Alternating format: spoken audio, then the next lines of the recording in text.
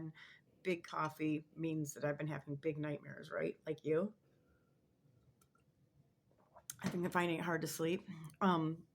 Real quick, I want to touch on a couple of things. I want you to start to really pay attention as more and more comes out and you're disoriented. Pay attention how all these things fit together.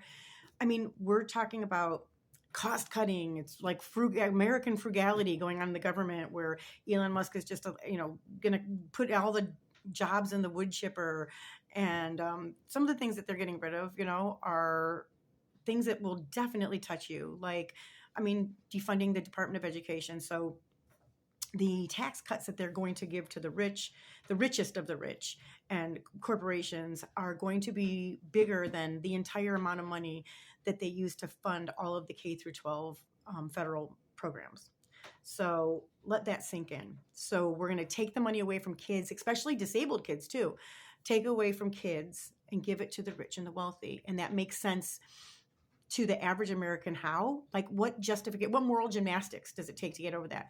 But we're also going to do things like take ownership of Gaza, which, beyond just the horrible genocidal ethnic cleansing that would entail, that he's talking about, and the farcical idea that these other countries just have big pieces of beautiful land that they'll just give to the Palestinians to just live on, and they'll be so much happier. That's just so insulting to expect us to buy that. But also, we suddenly have the money to just go in and demolish an area that's like, it'd be like taking all of Las Vegas and just demolishing it. And that includes tunnels and unexploded bombs and all of the bodies that are there. And that's free, right? We have money for that. Right? We have money for a plan that he didn't discuss to anyone else in the government. It wasn't part of his platform.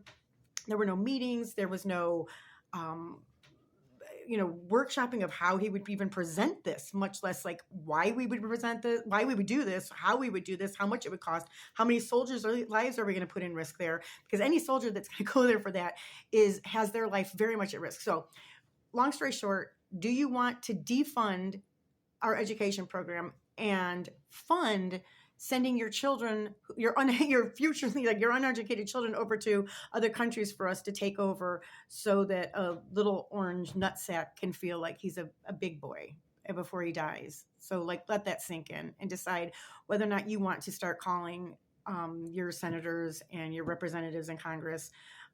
If you do, a great tool is 5calls.org, or you can download the app.